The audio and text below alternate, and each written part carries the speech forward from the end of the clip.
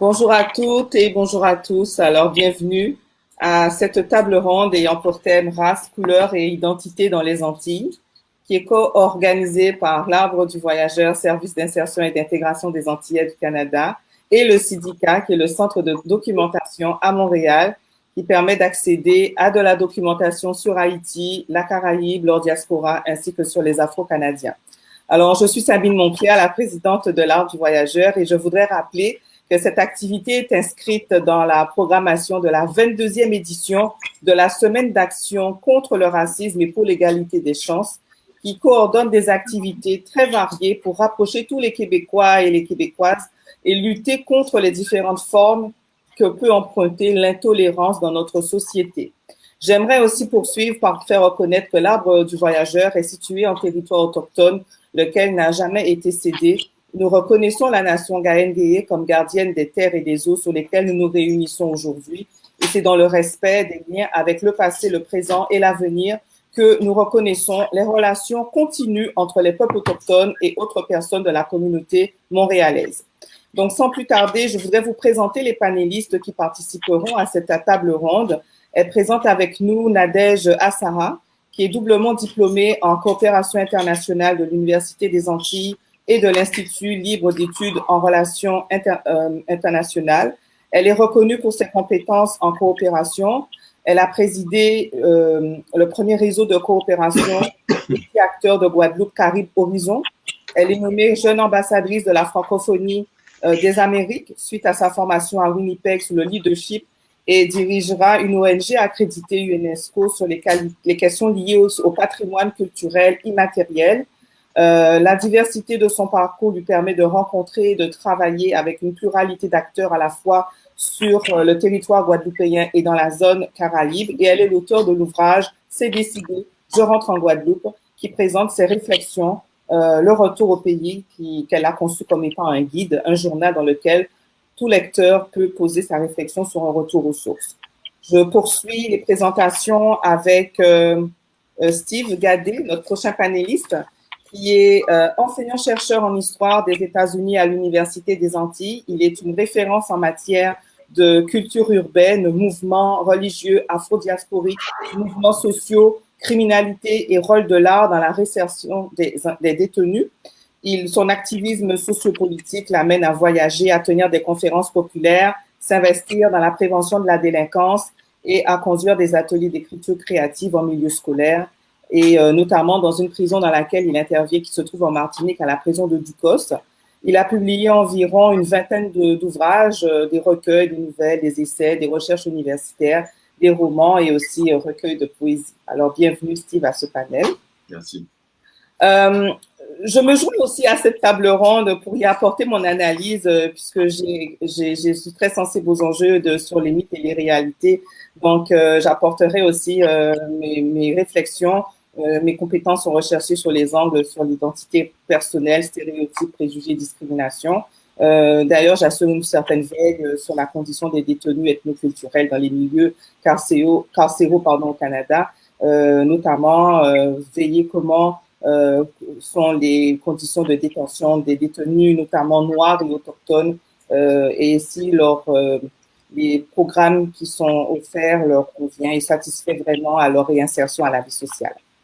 Notre prochain panéliste va nous rejoindre dans pas très long, il s'agit de Didier Détouche, mais je profite pour présenter France Voltaire, qui est donc notre modérateur, qui est le président je l'ai dit tout à l'heure, de la Semaine d'action contre le racisme et pour l'égalité des chances. Et il est aussi le directeur du Centre international de documentation et d'information haïtienne, caribéenne et afro-canadienne. Alors, je vais vous laisser la parole, France, pour présenter un petit peu aussi les prochains événements qui s'en viennent dans le cadre de la programmation de la Semaine d'action contre le racisme. Merci beaucoup, Sabine. Merci beaucoup à Steve, à Nadège et à Didier qui participent à ce panel.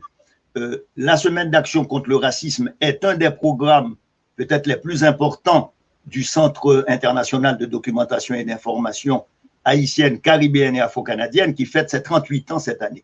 C'est un centre à but non lucratif qui travaille au niveau de l'édition. Nous avons publié dans les 4 langues principales de la Caraïbe, c'est-à-dire le créole, le français, l'anglais et l'espagnol, plus de 600 ouvrages depuis 1986. Nous publions annuellement une revue d'histoire haïtienne. Nous avons aussi les productions du syndicat qui ont produit près de 10 documentaires. Nous avons aussi peut-être la bibliothèque la plus importante sur la Caraïbe, sinon au Canada, mais disons au Québec, avec plus de 26 000 ouvrages et qui est accessible. Nous sommes aussi ceux qui organisons des activités, et d'ailleurs de coopération avec Haïti, d'échanges. Et là, ça a été intéressant avec l'Arbre du Voyageur. Je dois remercier Sabine, qui est une très vieille amie, puisque nous avons, avec Myriam de la Guadeloupe, établi un protocole aussi d'entente, commencé à travailler ensemble. Je crois que c'est très important aujourd'hui dans le cadre de la semaine d'action contre le racisme, où nous avons une multiplicité d'événements, plus de 45 événements pendant toute la semaine, c'est-à-dire jusqu'au 31 mars. Aujourd'hui, c'est le jour célébré par les Nations Unies de l'élimination de la discrimination raciale. Donc, ce panel inaugure vraiment, parce que bon, vendredi, c'était essentiellement l'inauguration avec la mairesse de Montréal, mais aujourd'hui, c'est vraiment, je dirais, le premier panel et peut-être un des panels les plus importants sur le débat sur la question de race, couleur, identité, question fondamentale non seulement pour les Antilles, mais aujourd'hui aussi avec la remontée de ce qu'on a appelé, c'est-à-dire les identitaires en Europe, avec la remontée des discours du néo-racisme, avec la remontée de formes et de pratiques néocoloniales aussi, il est important de clarifier ces enjeux. Et pour nous, on va l'aborder sur tous les points de vue. Demain, on aura ce panel avec Liliane Thuram sur la pensée blanche autour de son livre, avec aussi Blondeau qui publie un livre sur Blanche. On aura donc ce soir une activité aussi pour faire connaître nos artistes. C'est un concert qui sera disponible du 21 au 28. C'est un concert de musique pour célébrer et commémorer la mort de Julio Racine, un des plus importants compositeurs en Haïti. Et donc, je prends le plaisir à participer à ce panel parce que je crois que quand on parle de racisme, du moins dans les Amériques, il faut décloisonner les discours, il faut qu'on puisse à la fois travailler, voir ceux qui travaillent sur le problème de décolonisation, je dirais, des savoirs et des discours, parce que je lisais récemment qu'on accusait, n'est-ce pas, que ce soit tous ceux qui remettent en question ces problématiques, on les accusait de monopoliser la parole. En fait, les statistiques prouvent que les discours de questionnement ne représentent que 2% de la production dans les universités. Donc, il est clair que nous avons fait, comme je l'ai dit hier dans un panel, énormément de progrès, puisque il y a 50 ou 60 ans de ça, nos voix ne seraient pas écoutées. Il y a 50 ans ou 60 ans de cela, nous ne participions pas à ce genre de débat. Et aujourd'hui, il y a de nouvelles générations qui arrivent avec de nouvelles problématiques, qui commencent eux-mêmes à réfléchir sur ces problèmes. Et je dirais que dans cette histoire de l'humanité, il faut lier la question du racisme à la colonisation des Amériques. Il faut lier cette question aussi depuis la péninsule ibérique avec l'expansion portugaise vers l'Afrique, avec l'expansion espagnole, avec aussi la construction d'un discours autour d'une Espagne unifiée, sans présence et des musulmans, et des juifs, et des morts, et des noirs. Parce qu'effectivement, ceux qui colonisent cette Amérique, ils connaissent déjà l'esclavage des noirs, ils connaissent déjà par la traite arabo-musulmane, puisque en Andalousie, on sait qu'il y avait une présence très forte d'Africains. Effectivement, c'est à partir de là qu'on va commencer à une réflexion sur la question du racisme, mettre en place des discours à partir du moment où l'esclavage en Amérique devient dominant. Donc, la couleur de la peau va être le marqueur déterminant pour les conquérants, et ceux du nord au sud, dans la Caraïbe, dans tout le continent.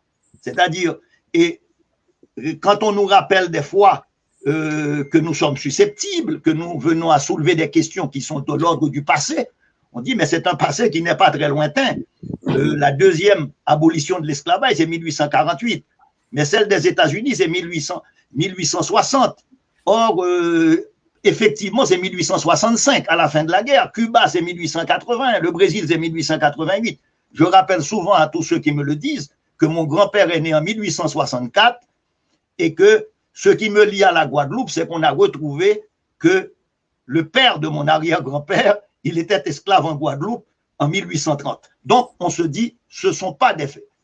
Ce sont des questions aujourd'hui extrêmement importante parce qu'elle détermine notre rapport au monde. Il n'y a pas si longtemps que cela, et peut-être je suis assez vieux pour m'en rappeler, c'est-à-dire on qualifiait les cheveux des gens de mauvais cheveux, tête crotte, crépus, il y avait des dénominations, les couleurs de la peau étaient des marqueurs sociaux dans nos sociétés antillaises, mais aussi partout. Donc, ce sont des questions fondamentales et je suis très heureux que Didier et Steve et Nadège vont aborder d'une certaine façon, chacun dans leur perspective et avec leurs ouvrages, parce que nous sommes aussi en présence de 3 auteurs qui viennent présenter aussi leurs ouvrages autour de ces questions du racisme, du néocolonialisme, du néoracisme et des expériences personnelles aussi que des gens ont vécues. Alors, merci beaucoup d'être avec nous aujourd'hui. Alors, je vais poursuivre les présentations avec notre panéliste qui nous a rejoint, Didier Détouche, qui est donc universitaire, politologue et spécialisé en histoire des administrations, en histoire des idées politiques et religions. Il enseigne à l'Université des Antilles, où il a exercé les responsabilités de président du pôle universitaire de Guadeloupe, directeur adjoint du cabinet du président de l'université, de directeur du département droit et sciences politiques et de directeur de la licence d'administration publique. Il est membre du laboratoire de centre de recherche en économie et en droit du développement insulaire.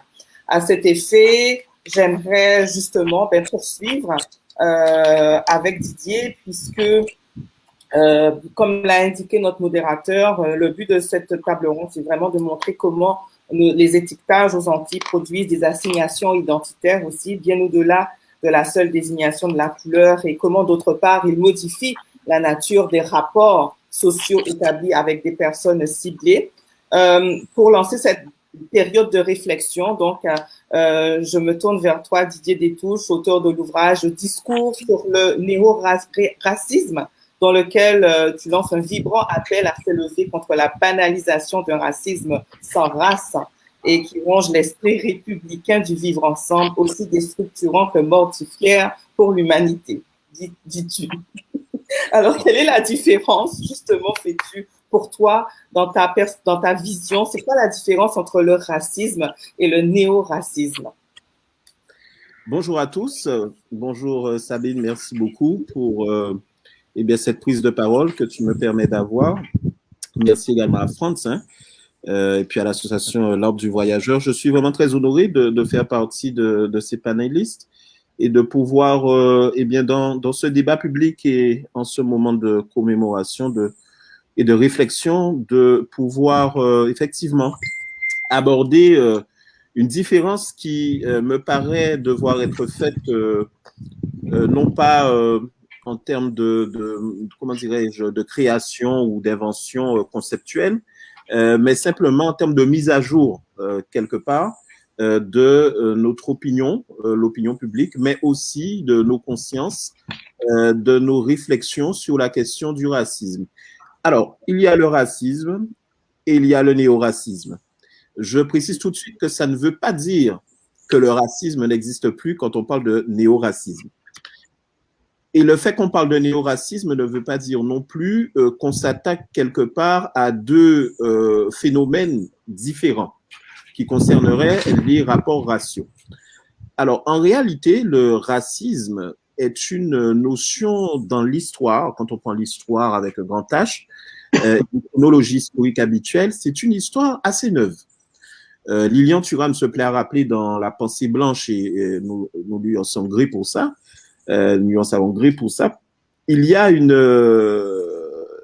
antiquité où on ne distinguait pas en fait la couleur de la peau dans les rapports sociaux, mais plutôt l'appartenance à un monde grec en l'occurrence, et où on était ou barbare ou grec, selon que on pratiquait la langue en fait grecque et que l'on avait quelques connaissances sur la culture grecque. Cette antiquité-là nous montre que le racisme n'est pas quelque chose qui, contrairement à ce qu'on pense, a toujours existé dans les rapports entre les êtres humains. Le racisme s'est construit progressivement parce qu'il a été saisi par tout un ensemble de pensées théoriques, philosophiques et surtout scientifiques.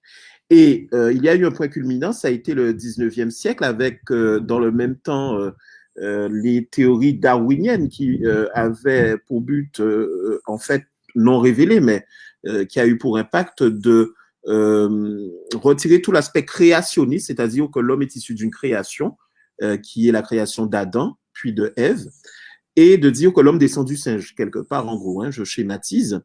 Et puis à partir de là, on a voulu catégoriser le fait de rattacher l'homme à l'animalité.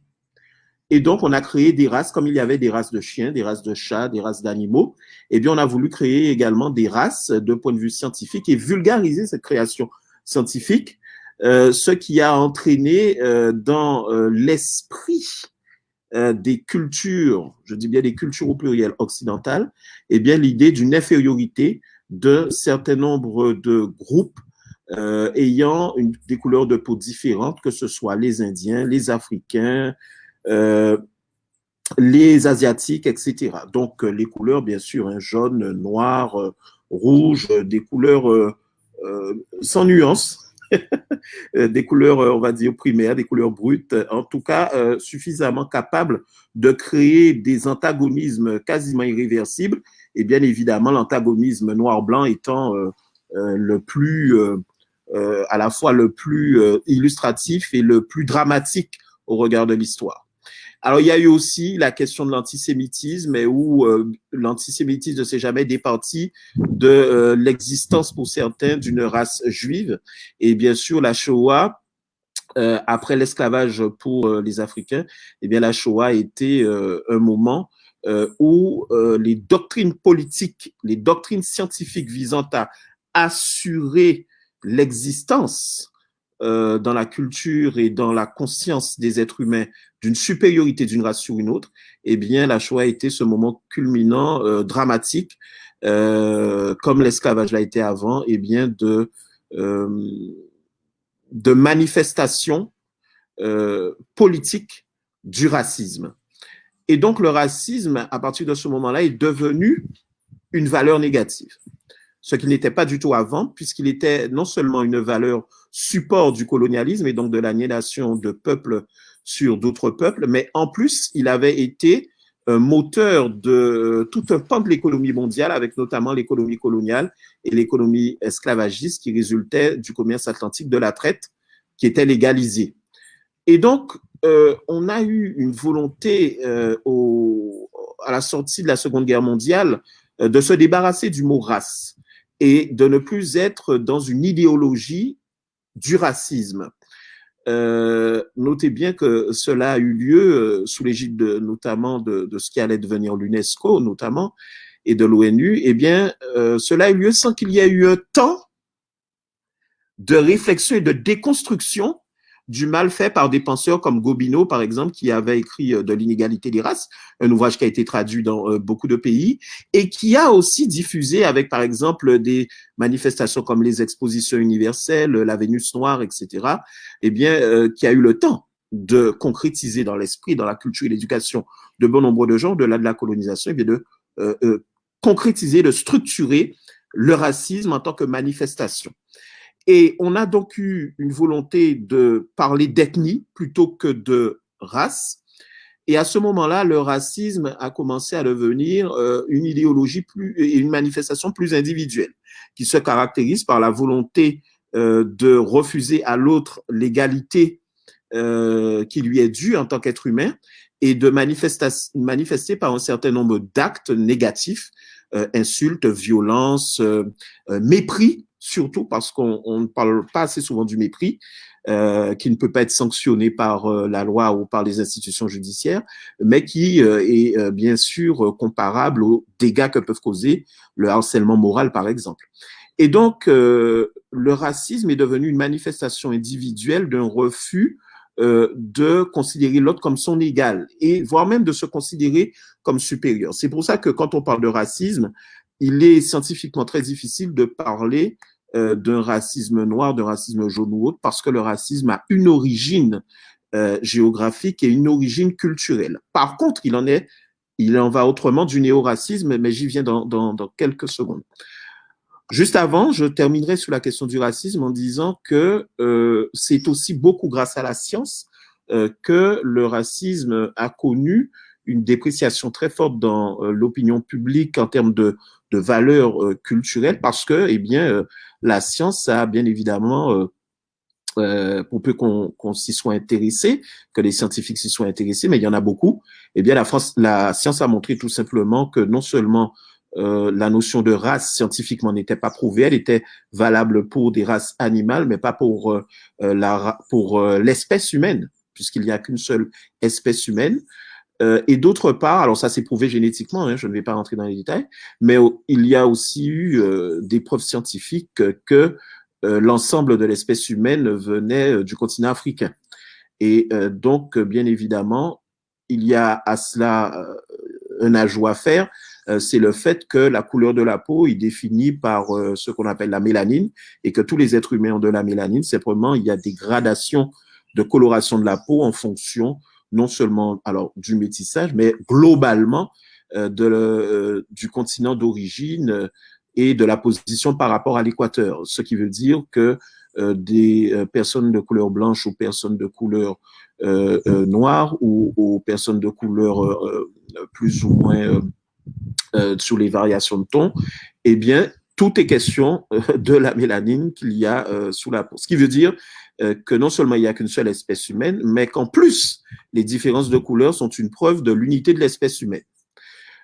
Ensuite, à partir des années 70, au milieu des années 70, on a assisté à l'émergence de nouveaux discours qui ne se basaient plus sur la différence de race et l'inégalité entre la race blanche et les autres races, pour justifier l'apartheid, pour justifier la colonisation, pour justifier la domination économique et culturelle, et surtout culturelle, qui est très importante au regard de beaucoup. Il y a eu non seulement des travaux d'anthropologues et de littéraires, de poètes, d'écrivains, de romanciers, d'anthropologues. Alors, je vais en citer deux. Hein. Vous avez le travail, par exemple, de Cheikh Anta Diop, qui a montré à quel point la culture africaine était d'une complexité, d'une variété extraordinaire. Vous avez le travail, je vais en citer trois, vous avez le travail littéraire des apôtres de la négritude qui ont montré à quel point la poésie était une œuvre universelle et partant de point de vue littéraire ont entraîné tout un cheminement, une ouverture vers la création de courants littéraires extrêmement, comment dirais, denses et extrêmement ancrés dans une histoire, dans un vécu qui méritait d'être valorisé après des siècles de dévalorisation. Et puis, vous avez eu le travail d'un anthropologue comme Claude Lévi-Strauss qui, avec son petit bouquin Race et Histoire, a montré, son essai a montré en réalité qu'il n'y avait non seulement pas de différence de race, mais qu'il y avait des différences culturelles qu'il fallait valoriser. Dont acte, on dit certains. Et à partir des années, du milieu des années 70, ce sont ces différences culturelles qui ont commencé à créer tout un mouvement de cloisonnement, et cette fois-ci imputable à toute forme d'individu, quelle que soit leur couleur de peau, de cloisonnement où il y a eu une volonté de retranchement derrière l'impossibilité pour des cultures de se mélanger. Et à ce moment-là, ça n'était plus la couleur de peau qui était le facteur prédominant, mais la culture d'appartenance de celui qui, par sa couleur de peau, manifestait une appartenance éventuelle à telle ou telle culture. Et c'est ainsi que l'on a sombré dans ce qu'on a appelé le différentialisme culturel, qui en fait est l'autre, et l'avatar et l'autre nom du néo-racisme, c'est-à-dire un racisme sans race, mais un racisme qui se base sur le fait que les différences entre les individus ne sont pas dépassables, sont au contraire les garantes d'un équilibre socioculturel, d'une identité nationale et une idéologie politique visant à faire en sorte que ces cultures ne se mélangent pas et que l'on n'arrive pas notamment à des angoisses véhiculées par la théorie, par exemple, du grand remplacement que quelqu'un comme Éric Zemmour,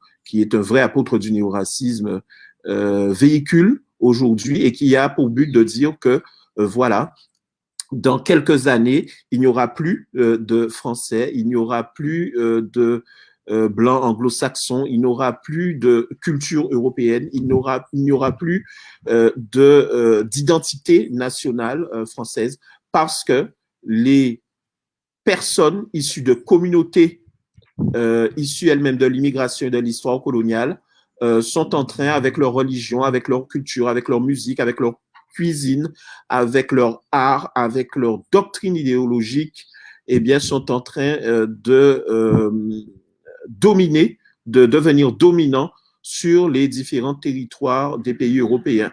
Ce sont des doctrines qu'on retrouve aussi, bien sûr, dans le langage, même si l'histoire a été quelque peu différente, mais dans le langage des suprémacistes blancs aux États-Unis, de quelques suprémacistes aussi aux Antilles françaises.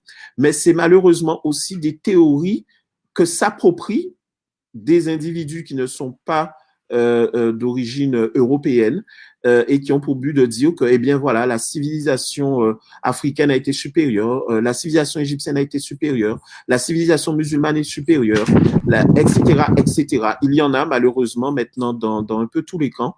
Et le néo-racisme est une idéologie qui reconstruit les cloisonnements et les retranchements derrière les différences, au lieu de faire de la différence et des différences une valeur positive qui serait la diversité, eh bien, on est derrière une différence qui se fait et qui devient une valeur négative. Et c'est là la problématique essentielle, notamment de mon ouvrage, c'est comment on peut dépasser cet antagonisme, comment est-ce qu'on peut faire collectivement tous le choix de ce que les différences, quelles qu'elles soient, de la couleur de peau à la culture, soient en fait une valeur positive, des facteurs d'émancipation et d'élévation de notre humanité, plutôt que des facteurs de retranchement et de déclin, surtout que l'on sait que les manifestations de ce déclin et de ces retranchements créent des conflits et créent des divisions qui nuisent au progrès humain de façon générale et qui en plus sont dramatiques et tragiques. C'est la raison pour laquelle j'ai voulu alerter sur le fait que la différenciation culturelle et le néo-racisme sont aujourd'hui tellement présents dans l'opinion publique, dans les médias, dans les discours, et tellement vulgarisés, ils échappent tellement. Est-il présent aux Antilles? Alors oui, il est aussi présent aux Antilles sous une certaine forme. Je vais préciser dans un instant, mais juste pour dire que, avant de répondre à ta question, juste pour dire que ils échappent tellement à la critique intellectuelle et à la critique du bon sens, tout simplement, puisque, bien sûr, le racisme ne peut plus être valeur aujourd'hui, puisqu'il n'y a pas de race. Ce néo-racisme, en fait, qui s'installe depuis les années 80, est tellement pernicieux qu'en réalité, il se sert d'une volonté de faire des quêtes identitaires tout à fait légitimes un refuge pour ceux qui refusent de se mouler dans la dimension de l'autre.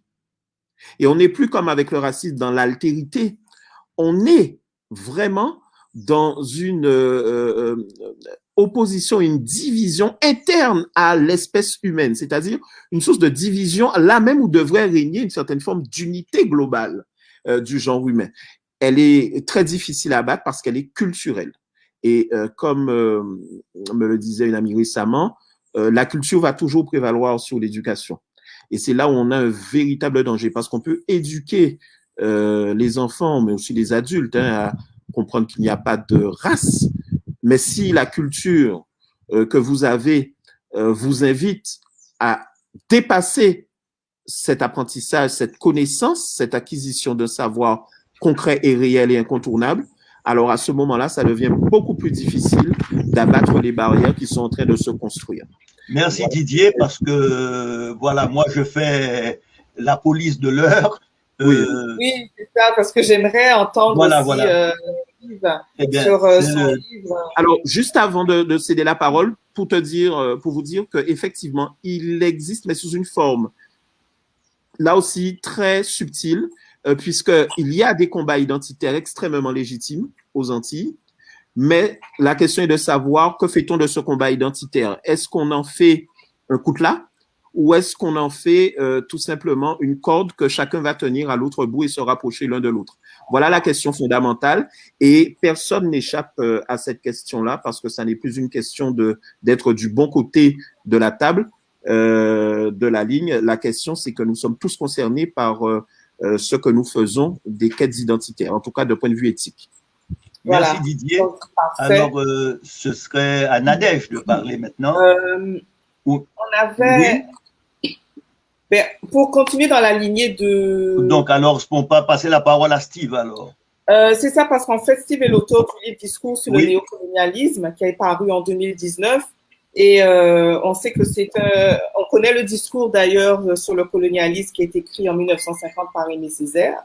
Et ce texte, on s'en souvient, avait fait le procès de la colonisation du monde par l'Europe, tout en dénonçant l'abaissement systématique de ce que Césaire, le père donc de la négritude, appelait l'homme noir. Donc là, ce texte avait une forte puissance rhétorique à l'époque. Ils avaient même stupéfié ceux qui dénigraient tout ce qui avait trait à l'Afrique, aux Antilles et à ce qu'on nomme à l'époque la race noire. Donc, moi, ce que j'aimerais entendre justement, Steve, quand il dit par exemple, il dit que le néocolonialisme est comme le carnaval, il amène des déguisements que nous mettons pour aller dans l'espace public, seulement le vernis ne tient plus lorsque nos mondes rentrent en collision. Alors, est-ce qu'il y a un rapport entre l'original de Césaire par rapport à ce que tu as, à l'ouvrage que tu as publié? Pourquoi tu as voulu te placer dans ces pas et est-ce qu'il y a un rapport entre les deux bouquets, en fait? Alors, je resalue tout le monde et comme Didier, je vous remercie pour cette belle plateforme. Écoute, je crois que déjà, nous, Antillais, nous sommes des enfants de Césaire et nous, dans la diaspora noire en général, nous sommes des enfants de ces hommes, ces grandes voix qui, à un moment donné, ont parlé pour nous, ont parlé de nous et ont fait entendre notre voix. Donc déjà, c'est une première raison qui me pousse à me placer dans ces pas. La deuxième, c'est peut-être un petit peu d'audace. Et la troisième, parce que je vis en Martinique, donc je respire ce pays où Césaire est arrivé, où il est, le pays qu'il a fait. Donc tout ça, je pense m'a donné l'envie de me placer dans ces pas. En fait, ce que j'ai essayé de faire, j'ai essayé dans ce livre de décrire la nouvelle domination. À quoi elle ressemble? Et c'est une domination. C'est vrai qu'il y a des tentacules culturels, mais là aussi beaucoup de tentacules économiques. Pour moi, le néocolonialisme se décrit comme ça. C'est on aime votre espace, votre vent, vos terres, les consommateurs que vous représentez, mais on n'aime pas les gens qui sont dans le pays. Pour moi, c'est ça. C'est l'amour de vos terres, l'amour de vos alizés. C'est aussi l'impossibilité parfois pour nos plus jeunes de trouver du boulot à la maison, l'obligation de s'exiler. C'est tout un cortège de choses, d'effets liés à cette domination économique. Je peux aussi évoquer la domination politique, qui, à mon avis, est peut-être plus subtile, mais qui est réelle. Voilà, c'est ce que je pourrais dire, tu sais, pour dire pourquoi je me permets de me placer dans les pas de Césaire et ce que j'essaie de faire avec ce livre qui rappelle le sien. Alors, qu'est-ce que le racisme pour toi a à voir avec, dans le néocolonialisme, par exemple? Pour moi, j'aime beaucoup la définition qu'en donne une sociologue américaine qui s'appelle Robin DiAngelo. Et elle le décrit, comme d'autres sociologues, d'abord comme un système. C'est d'abord une façon de réduire les ressources, de dominer les êtres humains dans un système qui est établi. Donc, c'est pas une histoire morale, hein. elle ne le décrit pas comme l'histoire morale parce qu'il y a beaucoup de gens qui vont dire, si on décrit le racisme comme quelque chose de moral, de mauvais ou de pas bien, beaucoup de gens vont vous dire, moi, je ne suis pas quelqu'un de mauvais, j'ai des amis noirs ou je ne traite pas les noirs mal ou je ne traite pas les gens qui sont différents mal. Les gens ne veulent pas être associés à cette idée de moralité mauvaise. Mais c'est pas cela. Si on fait ça, on se trompe de chemin. Je le vois plutôt comme une domination qui est institutionnalisée, qui passe par les institutions qui enseignent, les institutions qui délivrent, pourquoi pas, certains certificats, les institutions de la santé, les établissements de soins. En fait, c'est un système qui met à part et qui maltraite, mais à travers des institutions. Et c'est pour ça que je crois que les institutions ont leur rôle à jouer pour faire reculer les tentacules du racisme. Donc, c'est ça. Et chez nous, j'ai l'impression ça se traduit de différentes façons. Bon, on sait que chez nous, nos sociétés sont fondées sur les critères de race et de classe. On a parlé de marqueurs sociaux liés à la couleur de peau. Didier a évoqué aussi des idées qu'on peut amener chez nous et expliciter, donner des exemples chez nous de ce que ça donne. Chez nous, il y a surtout, je trouve, des lignes raciales, des frontières raciales qui avant étaient très matérielles, aujourd'hui, qui sont imaginaires, c'est-à-dire qui sont dans nos têtes, mais qui sont toujours en place. Et vous allez voir que lorsque des mondes différents rentrent en collision d'une manière ou d'une autre, lorsqu'il y a des gens qui osent franchir les lignes raciales, les frontières raciales en place, ça crée des incidents. Et j'ai plusieurs exemples d'incidents. Il y a des incidents en 2015, il y en a dans les années 60, dans les années 80, en Martinique et en Guadeloupe. Et chez nous, récemment, il y a eu des incidents. Il y a eu des incidents au diamant avec des personnes blanches qui insultaient les personnes noires sur les réseaux. Donc, les gens sont venus les chercher là où ils étaient. Les gendarmes ont dû les faire sortir. Ces gens ne sont pas restés pour prendre leur procès. Ils sont partis en France. En Guadeloupe, il y a aussi des exemples lorsque ces mondes-là rentrent en collision. Il y a des pompiers noirs qui essaient de sauver des personnes blanches et qui se font insulter.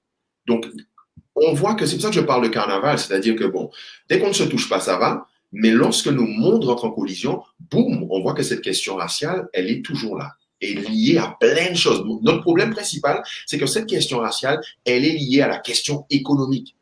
Cherchez la couleur de peau et vous pouvez relier ça à des conditions économiques particulières. Absolument. Pourquoi, France, la table est dressée? Je crois que c'est intéressant parce que nous avons eu récemment à Montréal plusieurs cas, dans la grande région de Montréal. C'est-à-dire dans un hôpital où les gens, ils ont mis une annonce qu'elles cherchaient des infirmières blanches. L'explication, c'était leur clientèle, blablabla, en pleine crise. Je crois aussi que la question de l'immigration, dans la mesure où l'immigration avant, qui était essentiellement une immigration de travail, c'est-à-dire, moi je me rappelle en France dans les années 67, à Nanterre, les gens qui arrivaient étaient essentiels. J'ai été choqué, je venais d'Haïti, pas de Stockholm, et de découvrir qu'il y avait un bidonville à côté du campus universitaire et que c'était un campus essentiellement habité par des travailleurs maghrébins. Bon, puis après est venue la construction de logements, d'édifices pour loger, etc. Qu'il y avait déjà des problèmes. À partir du moment où, du moins à Montréal, ou au Québec, ou au Canada, cette immigration s'est diversifiée. À partir du moment où elle arrive avec aussi ceux qui étaient capables, par leur diplomation, par leur fonction, de questionner ce racisme. Tant qu'on restait ce que tu as à notre place, il n'y avait pas de problème. C'est-à-dire de problème entre guillemets. C'est-à-dire on n'en parlait pas, on était silencieux. À partir du moment où les gens commençaient à aborder ces questions, à questionner ce fonctionnement, là on voit une montée subite. Qu'est-ce qu'ils veulent? Est-ce qu'ils veulent occuper nos places? Est-ce qu'ils veulent prendre la place?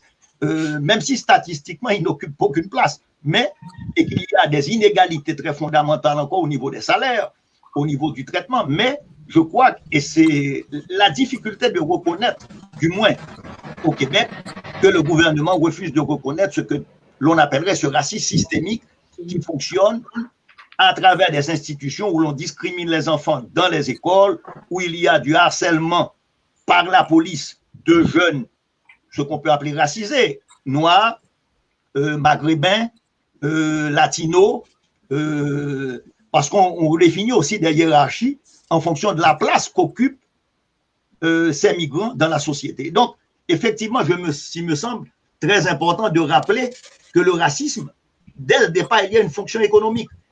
Sous l'esclavage, il fallait stigmatiser, puisque la main-d'œuvre était africaine. On a fait de la couleur un marqueur pour dire voilà la place qu'ils peuvent occuper. Et je finis avec le mot de le fondateur du FBI ou un des premiers représentants, Edgar Hoover, qui était très raciste et qui disait moi, j'ai pas de problème avec les Noirs. D'ailleurs, mon majordome est noir et mon chauffeur est noir. C'est-à-dire dans la mesure où ils sont, entre guillemets, à leur place. Et leur place ne peut être qu'une place subalterne. Mais dans la mesure où ça est arrivé sur les campus américains, toi qui connais très bien les États-Unis, eh bien, dans la mesure où il a fallu passer par des Black Studies, il a fallu pour voir émerger, je dirais, des Afro-Américains qui commençaient à questionner le fonctionnement du système. Et donc, aujourd'hui, la question était, tant qu'il restait dans les Black Studies, ça allait. On a fait l'accommodement. Mais dans la mesure où les gens commencent à questionner le système et à rentrer dans le système, là, on voit la remontée de ce genre de discours. Il me faut dire rapidement que chez nous, cette question de discrimination, elle se complique lorsqu'on voit les discriminations qu'il y existe au niveau ethnique et culturel chez les personnes noires en Guadeloupe et en Martinique. On sait chez nous que les personnes qui viennent d'Haïti, les personnes qui ont un parent, qui sont nés de parents haïtiens, vivent une discrimination très réelle dans la société guadeloupéenne. Et les personnes qui viennent de Sainte-Lucie, qui ont des parents originaires de Sainte-Lucie, en Martinique, vivent aussi une discrimination très réelle. Lorsqu'on parle de ces questions, il faut aussi rajouter cette dimension des discriminations. Alors, Nadège a réussi à nous rejoindre. Merci Steve pour la présentation de ton ouvrage et aussi Didier. Nadège nous a rejoint. Alors, je vais lui laisser un temps de parole. Et puis après, je crois, France, la table est vraiment dressée à partir de la présentation des deux ouvrages. Je te laisserai la parole pour modérer aussi un peu par la suite. Alors, on t'écoute, Nadège.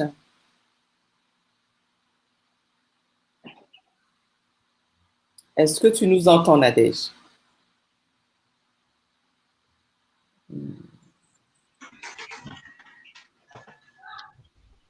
Est-ce que tu nous entends?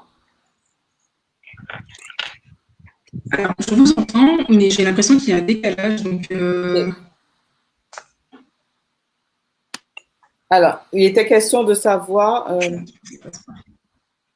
à moins que France, tu poursuis et puis on fera intervenir Nadège progressivement en attendant qu'elle arrive à se connecter. Oui, bon, ben, je crois qu'effectivement, il y a là, aujourd'hui, avec ce que Didier a parlé du néo-racisme et avec l'intervention de Steve, il y a là matière à réflexion, non seulement pour ce qui se passe dans les Antilles, parce que, bon, enfin, moi, je ne suis pas du tout spécialiste de la Guadeloupe, mais j'ai remarqué dans un texte qu'on m'avait envoyé au niveau de la faible représentation des Guadeloupéens ou des Martiniquais dans la haute fonction publique dans les Antilles. C'est-à-dire, il y a encore cette vision, même quand l'on parle qu'il existe effectivement avec la départementalisation, que les Antillais sont des citoyens français à part entière, mais je remarquais dans ce texte qu'il y avait au niveau des décideurs dans la haute fonction publique dans les Antilles une extrême prédominance de métropolitains, comme si on ne pouvait plus revenir. Moi, je me rappelle encore, on ne pouvait plus revenir à la forme traditionnelle, comme on disait en temps Robert, en Martinique, mais au fait, il y avait toujours la volonté de mise sous tutelle, de contrôle, qu'il y avait cette grande méfiance vis-à-vis est-ce que les gens, s'ils occupent la place, ils sont fiables par rapport à la France. Et là, je me rappelle, je finis avec ça, je vous laisse la parole, de ce que m'avait dit une fois Aimé Césaire. Il m'avait dit, vous savez, quand en 1946, on a dû voter sur la départementalisation, il y avait le dilemme entre le poète indépendantiste et l'homme politique et parce que son peuple n'était pas prêt pour l'indépendance. Et donc, c'est une sorte de compromis. Mais j'ai dû dire aussi aux autorités françaises de l'époque, eh bien, et parce qu'il avait ce lien très particulier avec Haïti, si nous sommes un département français, est-ce que la Martinique ou la Guadeloupe pourraient vivre comme dans une situation coloniale? Est-ce qu'il ne fallait pas mettre en place des politiques parce que juste nouvelles pour combler un certain fossé? Parce que d'une certaine façon, Martinique ou Guadeloupe dans les années 46 étaient encore dans des statuts coloniaux où le niveau de vie, on le voit sur les images, n'était pas très différent de ce qui se passait dans, je dirais, dans le reste des Antilles, qu'elles soient anglophones, que ce soit Haïti. Donc, il y avait des questions là qui se posent et qui se sont posées aussi à Porto Rico. Parce que c'est amusant qu'à Porto Rico, le statut d'État libre associé s'est posé la même année avec Muñoz Marín, qui était lui-même aussi, comme on dit, en doute. Je vais dire quelque chose. Je pense déjà, effectivement, c'est une réalité. Le trombinoscope qui a circulé récemment nous montre la couleur du pouvoir institutionnel en Guadeloupe et en Martinique. C'est-à-dire qui dirige les institutions, celle qui émet la monnaie, le palais de justice, le rectorat, tout ce qui touche à la culture. Quand on voit qui est en haut, ça nous montre la couleur du pouvoir institutionnel. Ça, c'est une première réalité. Je crois que cette problématique-là, elle est dépassable. Si on a un vrai pouvoir de décision guadeloupéen ou martiniquais domicilié à la maison, la couleur des gens qui vont diriger ou qui vont travailler dans ces institutions m'importera peu s'ils exécutent. Et si le pouvoir est guadeloupéen, le pouvoir politique est plus guadeloupéen, c'est un vrai pouvoir, à ce moment-là, ils peuvent être jaunes, noirs, peu importe ce qu'ils veulent, mais dès que ils servent l'intérêt de la Guadeloupe et l'émancipation des Guadeloupéens. Mais c'est pour ça que je dis qu'il nous faut aller effectivement vers plus de responsabilités politiques de façon à découdre un peu cela. J'imagine que c'est pas aussi simple, c'est pas aussi facile, mais je ne veux pas maigrir simplement, me fâcher, me vexer simplement sur la couleur de ces personnes. Mais je tire un constat, leur couleur est réelle, elle nous dit quelque chose, mais il nous faut avoir un projet pour tenter de contrebalancer un peu ça. Alors, en fait, je suis tout à fait d'accord avec Steve qui parle, comme d'habitude, avec beaucoup de sagesse, mais il y a un cadre et un contexte juridique à bien observer. En réalité, en France, nous avons un vrai dilemme, comme tu disais, France, on a un dilemme entre, j'aime beaucoup ce mot, un dilemme entre, parce qu'il y a toujours le choix au final, entre les principes et le droit mis en place et les lois. Les principes, c'est l'égalité républicaine. Les principes, c'est voilà, tout l'idéal républicain qui, à partir de la laïcité, a voulu en réalité séparer tout ce qui est individuel et d'ordre privé de tout ce qui est public. Et ce qui était public devait être uni, indivisible, égal et bien évidemment propice à un état de droit. Sauf que les lois contre le racisme, en réalité, ont commencé à émerger à partir de l'année 1972. Et ensuite, on a eu plusieurs lois successives à partir des événements, des manifestations et des réalités qu'il fallait bien résoudre. Mais ça n'a pas été un projet politique porté à partir de la décolonisation, encore moins à partir de la départementalisation.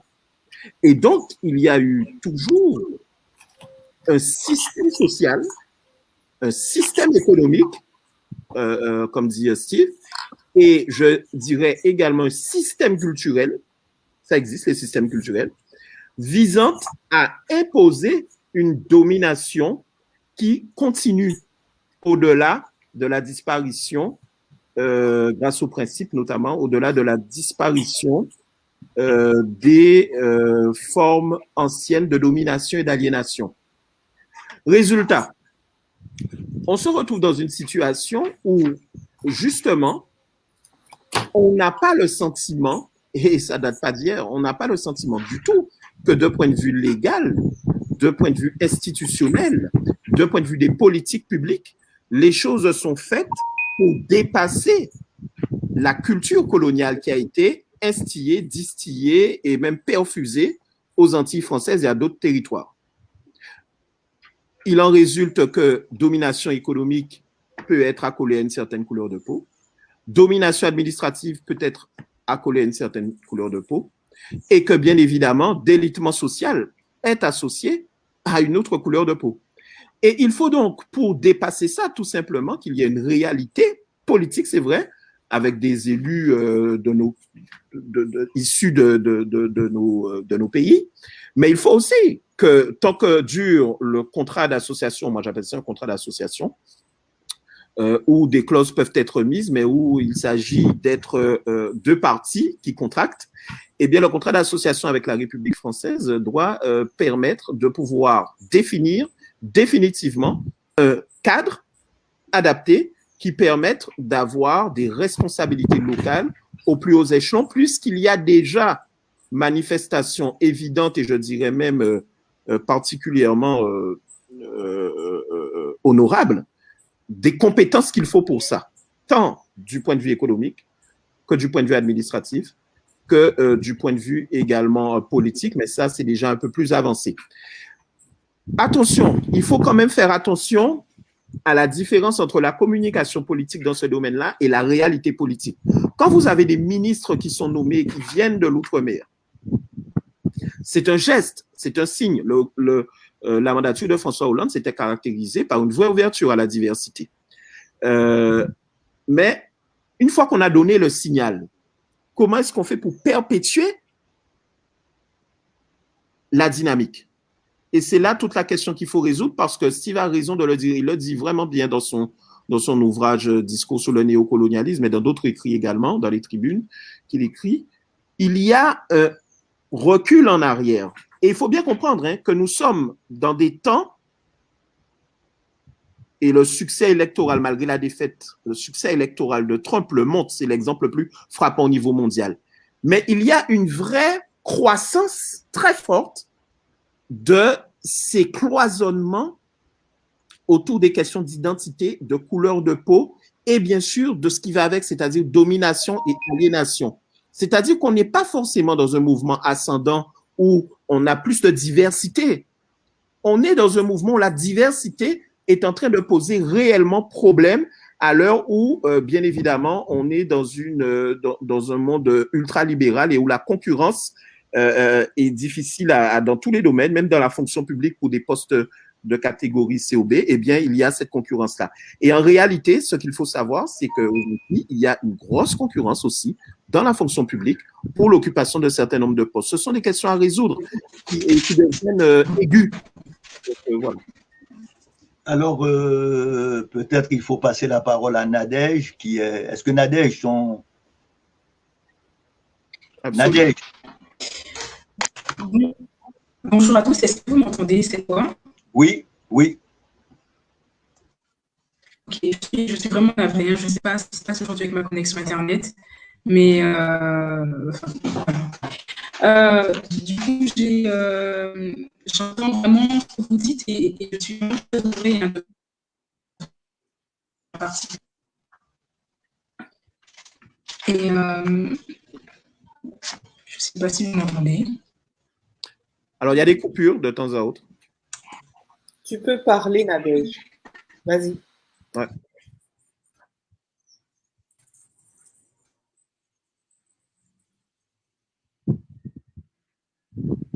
Bon, alors je pense, France, on va peut-être quand même aller de l'avant et progressivement, si ça se passe mieux que Nadège, elle va... Si je peux.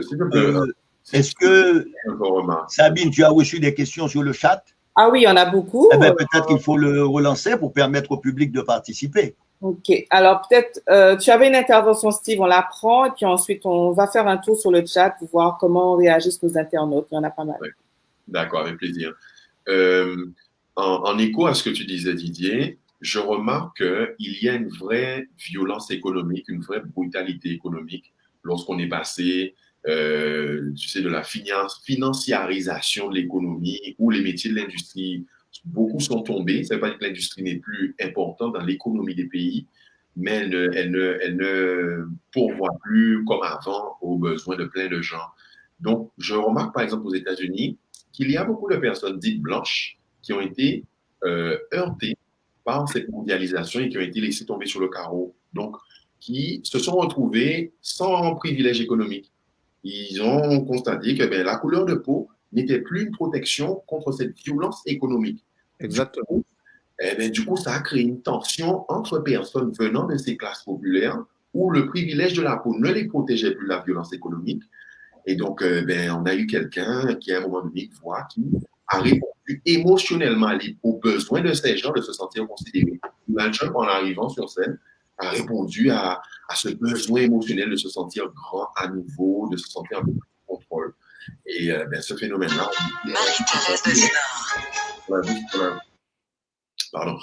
on a vu ce que ça a donné, la compétition que ça a mis entre personnes de même condition économique. Absolument. Tout à fait. Et en France, c'est pareil, hein, parce que c'est sûr qu'à partir du moment où les enfants du boomidom ou de l'immigration ont commencé à être diplômés, très diplômés, à occuper un certain nombre de postes, on n'était plus dans les éboueurs, les babysitters, etc. Donc, ça a commencé à créer quelque chose qui n'a pas été résolu parce que ça n'a pas du tout été réfléchi. Et ce n'est que depuis une dizaine d'années, hein, si on regarde bien, une quinzaine d'années peut-être, qu'on commence à voir, par exemple, des personnes de la diversité au cinéma, qu'on retrouve également dans les journaux, donc de façon visible.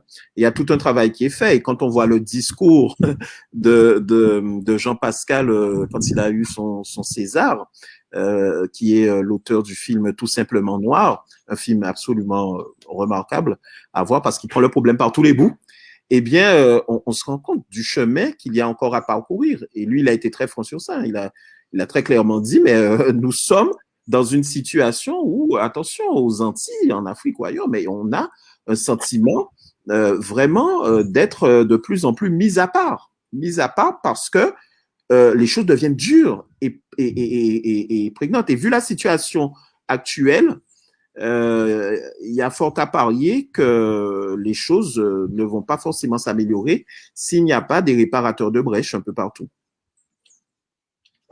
Alors, on va aller faire un petit tour au niveau de nos internautes. Alors, il y a eu quelques réactions depuis le début. D'ailleurs, au moment où Didier faisait sa présentation de son ouvrage, nous avons eu l'intervention de René Diaz qui a fait un commentaire. Le comble aujourd'hui, c'est que les formations politiques françaises, fort connues pour leur racisme, déclarent racistes ceux qui, justement, essaient de revisiter l'histoire coloniale, par exemple. Remettre en cause le rôle de Colbert serait à leurs yeux du racisme. Attention à cette nouvelle idéologie. Donc, il ne s'agit pas d'une question, mais un commentaire qui a été fait au sujet de l'intervention de Didier. Juste un petit point sur ça, parce que c'est très important.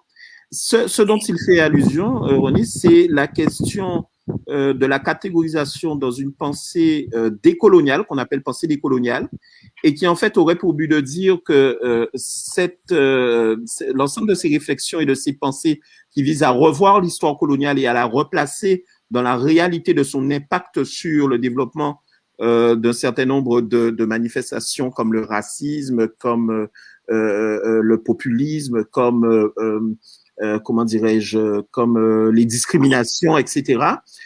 Eh bien, qui interroge la société française, eh bien, tout ça, en fait, serait une idéologie qui a pour but de renverser l'ordre républicain. Et comme il dit, c'est un peu le comble parce qu'on a assisté à beaucoup d'amalgames et de mélanges, hein, de part et d'autre d'ailleurs, hein, un petit peu, mais de part et d'autre visant à rendre négative la valeur de la recherche d'une lutte contre le révisionnisme historique et d'une appropriation culturelle de l'histoire telle qu'elle a vraiment existé. Ce qui remet en cause le travail de beaucoup d'historiens sur les questions coloniales et qui remet derrière en cause des réalités historiques. Partant de là, vous imaginez bien le piège politique que cela peut représenter et dans lequel une bonne partie de l'opinion publique française est en train de tomber, et même de membres du gouvernement, malheureusement. Mhm. Alors, on poursuit. Il y a Jean-Noël Falga qui pose comme question, il y en a deux. Les fondements du racisme sont-ils ancrés dans cette souffrance existentielle depuis la nuit des temps appelée rejet? Deuxième question, peut-on faire le lien qu'une seule et même entité humanitaire sur cette planète se conjuguerait dans la résonance de cette souffrance planétaire? Alors, Wow. qui veut y répondre? Pas mal. Bon, alors j'ai déjà beaucoup parlé, mais comme je suis sensible à la question, je vais répondre, essayer de répondre très rapidement. Alors, la deuxième question déjà, c'est une très belle formulation et je crois que ça serait un bon point de départ. Je pense que ça serait un bon point de départ. Pourquoi? Parce qu'en réalité, d'un point de vue philosophique, je ne sais pas s'il y a des philosophes qui se sont déjà intéressés à la question ou des poètes d'ailleurs, mais en réalité, la question de la souffrance par le rejet que l'on ressent consciemment ou inconsciemment, même quand il n'y a pas de rejet effectif, est en fait le problème de l'être humain en général. Que ce soit dans ses relations personnelles, que ce soit dans ses relations collectives, au travail ou autre. En réalité, tous ces problèmes, au-delà de leur politisation, sont des problèmes liés à l'altérité et à l'acceptation de l'être humain en tant que membre d'un ensemble plus vaste. Comment l'humanité peut définir son unité au-delà de tout ce qui l'amène à se différencier des autres. Et c'est pour ça que je disais que la différence, à un moment donné, il faut qu'on arrive à comprendre que ça peut être, c'est pas ça peut être, que c'est une valeur positive et non pas une valeur négative. Parce que la différence de l'autre fait que je suis en mesure de voir une autre dimension que la mienne. Si on reste toujours dans sa propre dimension, à partir de ce moment-là, ben oui, on voudra toujours rester entre familles, on voudra toujours rester dans la même identité du pays, dans la même couleur de peau, dans le même type de musique qu'on écoute, dans le même, alors que l'humanité, bien évidemment, comme toute la nature, est un appel et un hymne à célébrer la diversité, qu'on le veuille ou non. Donc, ça prendra plus ou moins de temps que l'on acceptera ça. Et c'est vrai que partir de la souffrance que l'on a d'être dans le rejet peut être une bonne amorce pour aller au-delà du rejet. Donc, c'est une très belle question qui a été posée. Et puis, la première, finalement, j'ai fini par l'oublier. La première disait, les fondements du racisme sont-ils ancrés dans cette souffrance existentielle depuis la nuit des temps appelée rejet? Alors, pas forcément depuis la nuit des temps, mais depuis qu'il y a des nations, oui. Sous l'Antiquité, ce n'était pas vraiment la même chose. Mais depuis qu'il y a des nations à partir du XVIIIe siècle où se construisent, alors les nations se construisent un peu avant, hein, avec Jeanne d'Arc en France, notamment Philippe Auguste. Mais à partir du moment où vous avez eu des chocs entre nations et de la concurrence coloniale à la domination du monde, vous avez eu effectivement une ventilation totale de toutes les idées qui pouvaient dévaloriser les autres et les rendre inférieurs, ce qui vous soustrait à l'obligation morale de respecter l'autre. Et c'était bien pratique. Je voudrais souligner 2 points. Un, la construction même de la notion de race, c'est-à-dire celle d'une différenciation sur la base de la couleur, on la retrouve avant la traite atlantique, très tôt chez des penseurs arabes, comme Ibn Battuta, comme Ibn Khaldoun. C'est-à-dire, mais en fait, l'esclavage dans le monde arabo-musulman, même si on signale l'existence en Afrique subsaharienne de populations noires, mais le mot esclave lui-même ne vient pas de servus, du latin. Le mot esclave vient du slave. C'est-à-dire que pour le monde arabo-musulman, la couleur n'est pas signe simplement de l'esclavage, parce que l'esclave pouvait venir à la fois du nord, à la fois du sud. C'est dans l'esclavage atlantique, c'est dans la colonisation et la mise au travail d'Africains qu'on va transformer en biens meubles, qu'on construit la notion de noir, qu'on construit la notion d'inégalité qui est due au XVIIIe siècle, comme l'a signalé Didier, avec des gens comme le comte de Buffon, avec le naturaliste suédois Carl Linné, qu'on construit cette notion qui va trouver un écho au XIXe siècle en France, avec les expositions et les eaux humains, qui va trouver donc qui est l'écho populaire. Et quand le comte de Gobineau publie l'égalité des races humaines, on oublie trop souvent que la réponse à Gobineau est une œuvre présentée par un anthropologue haïtien à l'époque, qui est un ténor firmé, mais qui n'aura pas connu de diffusion, et que sa diffusion ne viendra qu'au 21e siècle, c'est-à-dire que quand il y aura des traductions en espagnol d'une œuvre majeure. Donc, on se rend compte qu'effectivement, la pensée dominante reste la pensée occidentale, européenne, et ça m'amuse toujours quand ceux qui questionnent justement le fait qu'aujourd'hui, on remet en question des personnalités, on remet en question une certaine vision de l'histoire. Aujourd'hui, du moins en France, moi je suis un peu extérieur, je vois et je m'amuse toujours quand ils disent mais c'est l'influence américaine, c'est l'influence des campus américains, comme si en Occident on reconnaît une certaine, il y avait cette américanophilie pendant très longtemps dominante en France, au point d'être des américano-lâtres, et comme si on pouvait mettre une barrière et que il n'y avait pas une circulation de la pensée à partir du moment où, je crois ce que disait Steve, il y a un questionnement autour des intérêts économiques ou de la perception qu'une trop grande place est faite aux migrants. Et ça, on le retrouve dans les discours d'idéologues, pas nécessairement d'historiens, mais des idéologues qui mobilisent dans les journaux, dans les tribunes de la télévision, et le symbole d'Éric Zemmour. Au Canada, nous avons un Mathieu Bock-Côté, nous avons d'autres gens qui occupent dans les journaux toutes les tribunes et qui pensent qu'effectivement, à la fois sur la question, on ne veut pas ressoulever la question des autochtones, donc de la colonisation et du racisme qui s'est instauré, mais on va faire de la figure de l'immigrant le bouc émissaire. On oublie trop souvent, des fois, quand on parle d'immigrants, par exemple, au Québec, on est en train de parler des fois de gens qui sont à la 3e génération.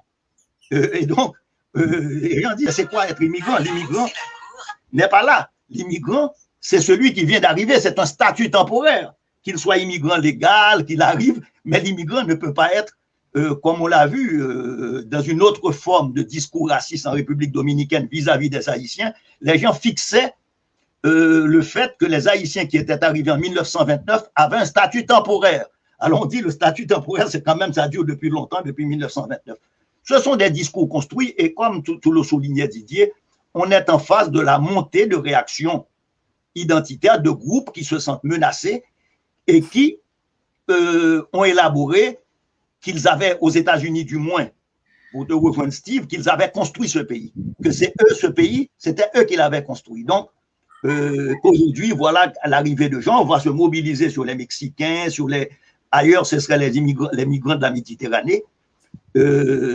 Et c'est comme si, aujourd'hui aussi, cette pensée occidentale qui avait été dominante, rappelons-nous Kipling, The White Man Burden, le fardeau de l'homme blanc anglo-saxon chargé de civiliser l'univers. Aujourd'hui, tout ça est questionné. La montée de la Chine, la montée de l'Inde remet en question toute cette domination occidentale et on se pose la question, effectivement, parce qu'aujourd'hui, il y a des penseurs issus de la diversité, issus des minorités qui sont en train de revisiter l'histoire. Ils ne sont pas en train on relit l'histoire autrement. L'histoire ne peut plus s'écrire comme au temps de Michelet, c'est pas une narration célébrant les vertus de la France.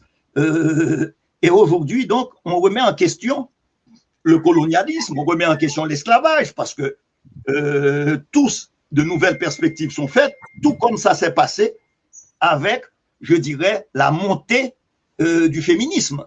Donc, il re-questionnait aussi une certaine vision de l'histoire.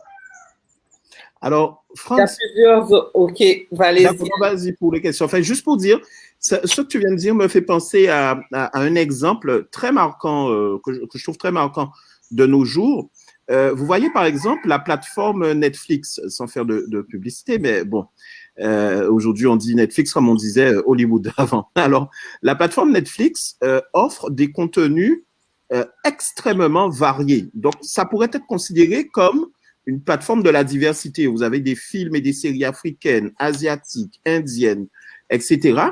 Et puis, quand on regarde la cérémonie des Golden Globes, on se rend compte que la plupart des films, non seulement qu'il existe toujours une catégorie film plus ou moins étranger, aux Oscars aussi, mais qu'en plus, il n'y a pas d'accès véritable dans des catégories communes, meilleur acteur, meilleure série dramatique, meilleure série comique. Eh bien, on a très peu de films qui viennent d'Asie ou qui viennent de l'Inde ou qui viennent d'Afrique, qui concourent à part égale avec les films qui sont primés classiquement, ce sont toujours plus ou moins des Européens, même si on a des acteurs, entre guillemets, noirs, qui sont de plus en plus primés et qui l'ont été dans le cadre de cette cérémonie. Donc, ça m'interpelle parce qu'on a le sentiment qu'au lieu d'être un lieu de brassage à partir de la diversité, une plateforme aussi importante maintenant que Netflix est en fait un moteur pour le cloisonnement communautaire sous apparences et sous prétexte de diversité. Et c'est là où le cheminement que nous empruntons de point de vue culturel, tous collectivement, m'interpelle beaucoup. Quel est le sens vers lequel on veut aller? Est-ce qu'on veut vraiment se débarrasser de choses qui sont déjà obsolètes en réalité ou anachroniques? Je n'en ai pas tout à fait le sentiment, mais en tout cas, je pense qu'il faut continuer effectivement à battre le fer parce qu'il est très chaud et qu'il faut voir qu'est-ce qu'on va forger au final pour le monde de demain, pour nos enfants tout simplement. Oui, parce que ce que tu dis, je prendrais juste ce que tu dis là, c'est un peu une représentation du monde à la Benetton. C'est-à-dire en fait, on nous montre une diversité de couleurs. Dans la réalité, ça fonctionne encore avec une hiérarchie. Moi, je me rappelle un débat qu'on a eu lieu, ça fait quelques années à Ottawa, quand on parlait à l'époque, on désignait tout ce qui n'était pas perçu comme blanc ou comme européen comme des minorités visibles. Et quand on m'avait interpellé, on m'a dit, ouais, mais il y a de plus en plus de minorités. Je dis, oui, les minorités sont visibles dans la rue, mais sont invisibles au niveau des structures de contrôle, des structures de pouvoir. Donc, effectivement, il y a à la fois des avancées et des reculs. Recul dans le sens où on voit une remontée des discours conservateurs, dans le sens où on questionne la diversité. On ne voit pas la diversité comme un enrichissement, on la voit comme une menace. Et donc, il y a là à élaborer effectivement un discours rassembleur, un discours où notre incorporation, et je dis notre dans le sens de groupe racisé, peut apparaître comme quelque chose de positif ou face à ces discours qui tendent à dire, bon, écoutez, ces gens-là n'appartiennent pas au groupe. Et n'appartiennent pas à ce groupe-là. Or, le problème des pays occidentaux, c'est aussi un problème structurel, démographique. C'est le déclin démographique. Je ne sais pas si vous vous rappelez un de ces historiens Chonu qui parlait à l'époque de la peste blanche. Pierre Chonu.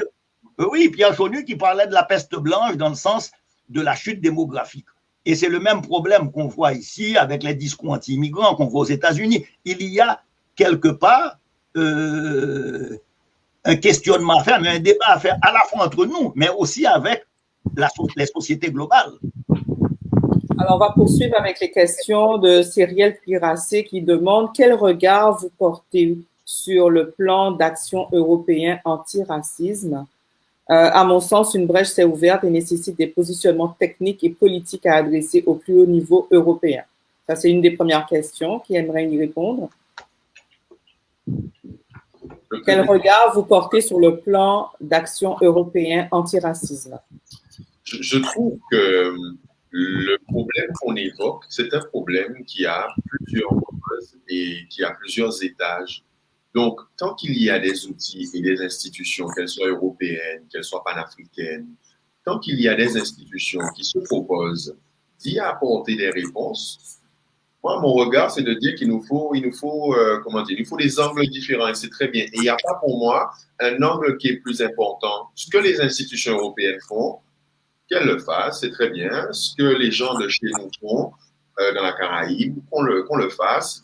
Les institutions panafricaines ou africaines ou indiennes qui font aussi des choses, tant mieux. Encore une fois, je refuse de rester dans une vision trop étriquée de la résolution de ce problème. Parfait. Alors, pour moi, tant qu'il y aura, excuse-moi, Sabine, tant qu'il y aura, il n'y aura pas d'Europe politique, ça va être très compliqué, tout simplement. De bonnes résolutions, mais mettre en application les plans européens sur ces questions, un plan européen, c'est compliqué parce qu'il faut une Europe politique qui n'existe pas. Donc, vous avez une variété de situations législatives compliquées à résoudre. Et très sincèrement, en Europe, le traitement du racisme est vraiment très variable et très différent.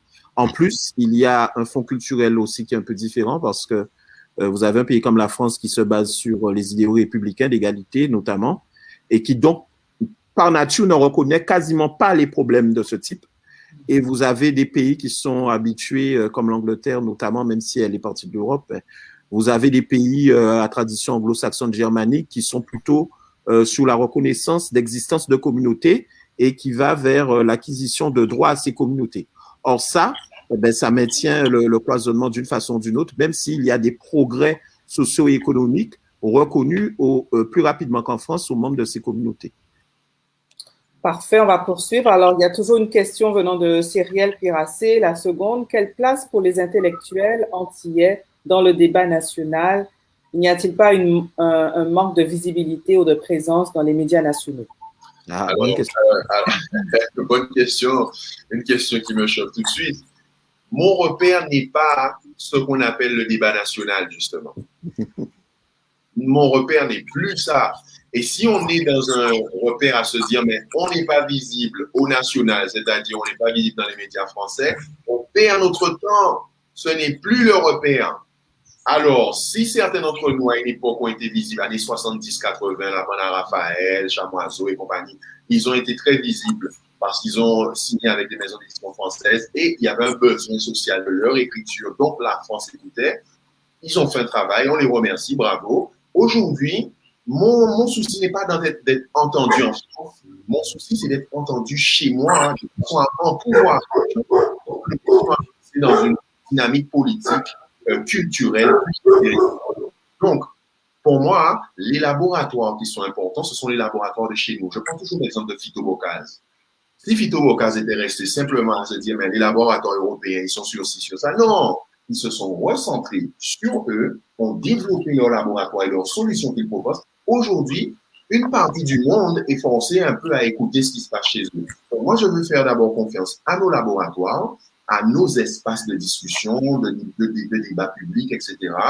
Ce qui se passe en France, bon, ça, je n'y suis pas fermé, mais ça n'est pas mon repère pour valider la pertinence de ce qu'on va faire ou de ce qu'on veut faire. Voilà, je suis plus dans ça. Didier? Oui, alors là, c'est vraiment intéressant. Merci Cyrielle Curassier pour la question. Voilà un domaine dans lequel je suis un converti de monsieur Steve Gadet. C'est-à-dire que je l'ai lu, ce qu'il dit, parce qu'il l'a écrit. On en a discuté aussi. Et je suis tout à fait, depuis, j'avoue que je raisonne comme ça. Néanmoins, je reste frustré quand même parce que je me dis, quand on est déjà universitaire, quand on prend notre cas, quand tu es universitaire, tu peux participer à de nombreux colloques, publiés également. Mais par contre, arriver à émerger, comme l'ont fait par exemple Aimé Césaire ou d'autres, dans un domaine intellectuel de façon puissante, il faut des circonstances particulières. Et les circonstances, de mon point de vue, n'existent plus. Et je me pose depuis un moment la question de savoir, est-ce que, je n'ai pas de réponse, mais est-ce que certains de nos auteurs auraient eu l'écho qu'ils ont eu, au-delà même du talent extraordinaire qu'ils ont, et je pense à Chamoiseau, à Raphaël Confiant, Mais est-ce qu'ils auraient eu, Aimé Césaire, est-ce qu'ils auraient eu le même écho si leur pensée ne rentrait pas directement dans une case qui avait été créée pour plein de raisons, d'opportunités littéraires, culturelles, historiques, comme vous voulez, mais s'ils n'étaient pas rentrés dans une case qui était poussée à l'époque par ceux qui dirigent ces milieux-là, notamment. Et pardonnez-moi, hein, c'est une question sans tabou vraiment, pour le coup, mais j'avoue que je trouve que autant il est agréable à partir des Antilles de rayonner dans le monde, ce que beaucoup font dans bien des domaines, autant en même temps, je me dis que ça reste quand même bien dommage que le pays est pour ceux, parce que il y en a beaucoup, pour ceux qui se considèrent comme Français voulant être dans une histoire nationale et voulant rayonner au niveau national, eh bien qu'il y a en réalité beaucoup de barrières. Et pas simplement des barrières liées à des questions de couleur, mais des barrières liées à des questions d'accès même à la réalité nationale à laquelle on dit soi-disant appartenir. Parce qu'il y aurait 8000 km de distance, parce qu'il y aurait de l'insularité, parce qu'il y aurait l'accent du Guadeloupéen ou du Martiniquais ou de l'Haïtien. Et tout cela me fait quand même dire qu'en 2021, au XXe siècle, oui, la question quand même se pose pour ceux qui voudraient participer à ce débat. Moi, je fais partie comme Steve de ceux qui considèrent qu'ils sont dans un pays et qu'ils doivent faire avancer, apporter leur pierre comme ils peuvent en faisant avancer le débat. Mais les questions globales de république, de lutte contre le racisme, de lutte contre les dérives antidémocratiques, je me sens concerné aussi par ces questions-là. Simplement, pour celles-là, je dois reconnaître qu'il m'est plus difficile de participer au débat public. Et voilà ce qui m'interpelle. Et c'est pour ça que ça me donne d'autant plus de motivation pour m'ouvrir sur le monde et me débarrasser de ce simple clivage, parce que nous sommes sur une île, nous sommes dans des îles, et notre vocation est de rayonner dans le monde. Et alors, donc, nous devons être au-delà des limites qui sont imposées par le droit, en fait, et même l'histoire. Mais Didier et Steve, je pense qu'il y a un phénomène extrêmement intéressant. Si je prends le cas de la littérature, vous savez, aux États-Unis, je vais le prendre ce cas-là sur les campus américains. Aujourd'hui, si vous allez dans les départements d'études françaises, il y a beaucoup plus de travaux faits sur des écrivains venus de la Guadeloupe, de Martinique ou d'Haïti dans ces départements que sur beaucoup d'écrivains français. Aujourd'hui, je pense qu'Alain Mabanckou le soulignait, c'est-à-dire quand Macron l'avait sollicité, il a dit non, parce qu'il a dit, écoutez, c'est comme si la pensée française, la pensée, qu'elle soit politique aussi bien, devient provinciale. J'ai l'impression que quelque part, aujourd'hui en France, on vit d'une certaine nostalgie, une nostalgie d'empire, tout comme on l'avait vu en Angleterre après les décolonisations. On vit sur une nostalgie de l'époque où la pensée française pensait qu'elle rayonnait sur le monde, que c'était des universités français qui aidaient à construire l'université de San Paolo. Aujourd'hui, j'ai l'impression qu'il y a un doute très profond. En même temps, il y a une émergence d'écrivains, de penseurs, de politologues, et il y a peut-être, tu vois, moi j'ai vu l'autre jour quelqu'un qui nous l'a envoyé. En Pologne est sorti des réflexions, des publications en polonais sur les écrivains haïtiens. La même chose au Japon, la même chose en Chine. Les traductions à l'anglais d'écrivains haïtiens. Beaucoup d'entre eux sont plus traduits que des écrivains français contemporains. Parce que, bon, la question des diasporas a bouleversé aussi le monde, mais aussi cette globalisation qui se fait avec tous ces problèmes. Et donc, j'ai l'impression aussi, si je me ramène dans le temps, qu'il y a un décalage. C'est comme si aujourd'hui, il y a un nouveau débat qui se fait, et peut-être Steve l'a mentionné aussi, dans la perspective où les écrivains, je parle dans ce cas-là des écrivains, je me rappelle cette discussion avec Raphaël Confiant, où les gens sont en dialogue aussi avec le monde. C'est-à-dire le dilemme dans lequel étaient enfermés pendant un temps les écrivains haïtiens qui travaillaient en français, les écrivains guadeloupéens ou martiniquais, c'était le rapport à la France. Un rapport imaginaire, mais c'était le rapport à la France. Aujourd'hui, ce rapport n'est plus uniquement avec la France, ce rapport a changé aussi. Et là, on rentre dans de nouvelles dynamiques. Et peut-être, par exemple, cette immigration, Sabine l'a vécu, cette immigration d'Antillais vers le Québec, mais aussi vers New York, change complètement la donne. C'est-à-dire, vous avez maintenant des gens qui sont sortis de cet enfermement des fois entre la métropole, comme on disait, qui est très significatif pour moi ce mot, c'est-à-dire la métropole et les Antilles. Aujourd'hui, on vient à une déconcentration, les gens se définissent autrement et ne se regardent plus à travers, tu disais ça Steve tout à l'heure, à travers la France. Tu ne parles plus nécessairement aux Français, bien que je pense qu'on continue à leur parler, puisqu'il y a une présence antillaise en France très importante, non seulement le statut juridique, mais aujourd'hui, on parle avec autrement.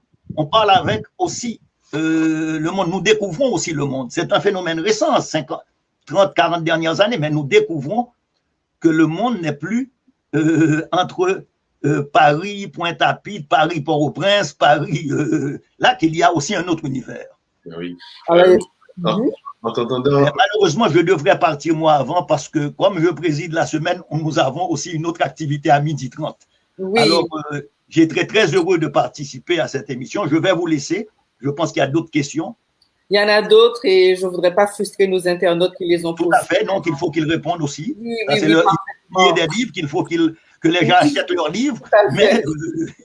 Tout à fait. Merci France de ta présence et on te souhaite encore un bon succès pour cette semaine. Oui, et puis si vous avez le temps, allez voir demain, nous avons cette rencontre avec Liliane Thuram.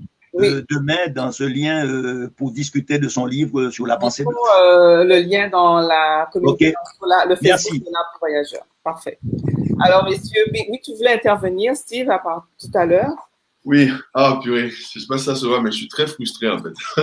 Ah là, mon Dieu. Bref, j'essaie en fait d'être concis. Je vais pas être trop long, quoi. Je pense que c'est important, même pour ceux qui nous écoutent, qu'on soit concis. Alors, je veux dire 3 choses. La première chose, nous, en tant qu'intellectuels, on doit produire des idées. C'est ça notre rôle. Ça nous oblige à reconsidérer notre rôle en tant qu'intello sur ce genre de territoire. Un intello en Guadeloupe, c'est pas la même fonction, la même façon de voir qu'un intello en France. Voilà, il faut qu'on s'adapte et qu'on invente notre façon d'être un intellectuel. C'est la première, la fonction d'intellectuel chez nous. La deuxième, on vit, nous, en tant qu'universitaires antillais, qui soi-disant sommes dans un ensemble français, on vit, c'est vrai, une marginalisation. C'est vrai. On n'a pas accès pour nous, si on veut aller dans des colloques, il faut toujours qu'on ait 600, 700 euros dans la poche. On n'a pas accès aux revues, les circulations, les couloirs de circulation, c'est vraiment pas pareil pour nous. On doit se démener 2 fois plus pour publier, sauf si on a des relations, etc., dans certains cadres, qui vont nous aider aussi peut-être pour notre carrière. Donc c'est un vrai problème. Ça mérite d'être discuté et d'être contourné. La dernière chose que je voudrais dire, c'est que, comme Raphaël Confiant disait dans son livre sur Césaire, une traversée paradoxale du siècle, il disait que nous devons cesser de voir nos pays comme des périphéries. Nous, aujourd'hui, on est considérés comme des RUP, des régions ultra-périphériques pour les Européens. Mais nous ne sommes pas des RUP. Nous ne sommes pas loin de nous sommes loin d'eux. Donc, si on fait de nos pays des centres, et non pas des périphéries, il y a peut-être des choses qui vont se décliner autrement. Parfait. Donc, je vais y aller avec une autre question de Nicole Josepho qui dit « Comment construire une identité fondée sur une fabrication coloniale dont les mémoires sont captives et où les divisions entre communautés sont exacerbées ?»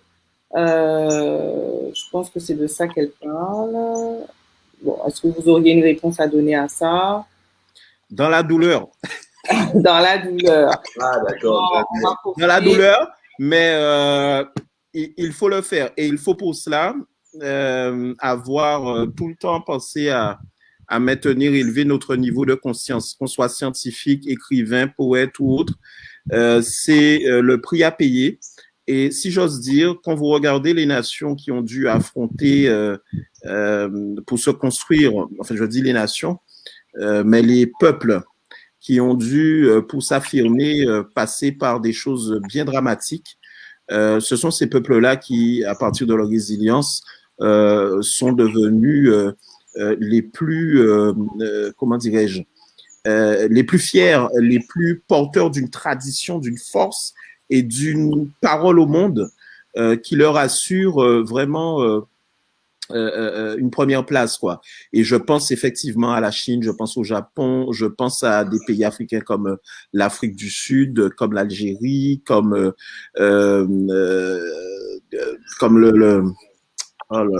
la République démocratique, par exemple, du Congo, qui est un pays qui a une histoire vraiment tragique, mais qui en même temps a su devenir une sorte de référence un peu africaine dans bien des domaines. Je pense au Kenya, je pense aux pays comme le Venezuela, comme le Chili, comme la Bolivie récemment. Donc, tous ces pays-là. Tu mettrais Cuba aussi dedans? Et Cuba, alors là, oui, Cuba, quasiment, effectivement, au premier plan. C'est un exemple parfait. Et on est donc, il faut déconstruire, il faut généraliser. Et il faut aussi inventer. Voilà. Et ça, c'est le travail, eh bien, non seulement des intellectuels, mais c'est aussi le travail de l'éducation et de la culture dans nos territoires. Alors, ça va être la dernière question parce que nous avons dépassé. Moi aussi, il faut que j'y aille. Ça toucherait un peu au niveau de l'élite culturelle, cinéma, théâtre, télévision. Ne serait-ce pas un nouveau moyen pour divertir? Alors, plus de diversité au niveau de l'élite culturelle, ne serait-ce pas un nouveau moyen pour divertir des véritables discriminations dont sont victimes les populations racisées en France? On parle de diversité lorsqu'on est dans des pays à prédominance blanche. Dans ce sens-là, bon, je sais pas. C'est-à-dire que ce mot-là, dans le contexte français, n'est pas la même chose chez nous. C'est ça que je veux dire. Hein. C'est que je veux dire, mais c'est pas la même chose. Les élites. Moi, je crois que si je me place du point de la Guadeloupe et de la Martinique, il faudrait que nos créateurs aient effectivement plus de ressources. On se trouve des fois dans des non-sens incroyables où on a des créateurs qui sont chez nous, basés chez nous, et qui n'ont pas accès à des ressources financières alors qu'il y a des équipes qui sont de jeunes séjours, qui viennent chez nous et qui ont accès à des budgets. Ce sont des non-sens. Donc, les créateurs chez nous, peu importe qui ils soient, à mon avis, c'est les laisser avoir accès à des ressources qu'ils puissent créer et proposer encore plus, parce qu'il y en a qui le font, hein, mais proposer encore plus des choses qui parlent à nos gens, des choses de qualité, qui parlent aussi au monde. On est capable de faire ça. Notre génie n'est pas dans une camisole. Alors, parfait. Merci, Steve. Ça va être ce mot de fin qu'on va considérer qui met terme à cette table ronde. On remercie à tous nos internautes d'avoir pris le temps de nous écouter, de nous envoyer des questions très pertinentes. On s'entend que c'est une période de réflexion, mais qui nécessite davantage d'analyse. En tout état de cause, ça nous montre bien qu'il y a une prise de conscience de l'existence et de l'impact sur nous des préjugés et des stéréotypes, des croyances sociales et mentales qui ne sont pas que des constructions humaines, mais qui nous permettent de développer aussi cette vigilance quant aux effets parfois néfastes au sujet de l'organisation de cette pensée et de nos manières d'agir. C'est aussi de se poser la question, verra-t-on un jour disparaître les représentations sociales et mentales, les stéréotypes et les préjugés? On pourrait se poser cette question-là, sachant que le plus important pour nous, c'est vraiment de prendre pleinement conscience de leur existence, des conditions de leur création, de diffusion et de leur influence surtout sur nos catégorisations, auto-catégorisations, je pourrais dire, des comportements et jugements. Je pense que l'analyse que je fais de ça résume en gros tout ce qu'on a dit tantôt. Alors, encore merci, messieurs. Vraiment dommage. Nous avons notre panéliste Nadège a eu beaucoup de difficultés à se joindre à nous et elle s'en excuse. Mais on se rattrapera à une autre opportunité pour pouvoir échanger de nouveau sur cette question. Alors, merci encore de votre présence, merci de vos interventions. Je rappelle que vos ouvrages sont disponibles pour Didier Destouches sur quelle plateforme? Alors, on la trouve sur toutes les plateformes de vente en ligne, c'est ça, hein, mon ouvrage. On trouve également au niveau en Guadeloupe même ou aux Antilles, donc dans le réseau des boutiques de la presse. Et puis, si vous êtes au Canada, bien sûr, vous pouvez le commander soit à votre libraire, soit mais Amazon, certainement. Sur le site Bookelis et sur les sites effectivement classiques Fnac, Amazon, des sites. Et donc, pour toi, Steve, ton ouvrage, on peut le trouver où? Mon ouvrage est disponible dans une boutique en ligne. Si les gens sont aux Antilles, ils vont en librairie, mais ceux qui sont ailleurs, on a une seule boutique en ligne, c'est www.classicvibe, K-L-A-2-S-I-C. Alors, je le note en même temps, classique, K-L-A. A-2-S-I-C, VIB.com. IB? Ouais, VIB. Vibes. .com. Voilà, VIB.com. Donc, c'est une boutique en ligne. On a un point littérature et dedans, vous pouvez trouver notamment celui-là, le discours. Yes. J'aime beaucoup la couverture. Elle est superbe. C'est parce que, tu vois, Steve est plus compliqué que moi. Okay. Mais l'inspiration est là. C'est un plaisir de partager ce moment. J'étais ravie de vous avoir parmi mes panélistes là sur cette table ronde. C'était une belle collaboration. Je suis très contente des échanges qu'on a ensemble. Voilà. Et vous êtes les bienvenus. N'hésitez pas, vous êtes les bienvenus pour d'autres projets. Bon appétit si vous passez à table. Bon appétit à vous tous. Je rappelle que l'Arbre voyageur a pour vocation d'accompagner et faciliter l'intégration et l'insertion des Antillais qui migrent au Canada, selon leur province choisie, bien sûr. Et nous sommes là pour soutenir également des réflexions qui touchent nos communautés antillaises sur le territoire canadien liées à toutes sortes de questions, telles que le racisme également. Alors, au plaisir de vous retrouver dans nos prochaines activités et bon après-midi. Merci beaucoup. À bientôt. À bientôt. Bye bye. Salut.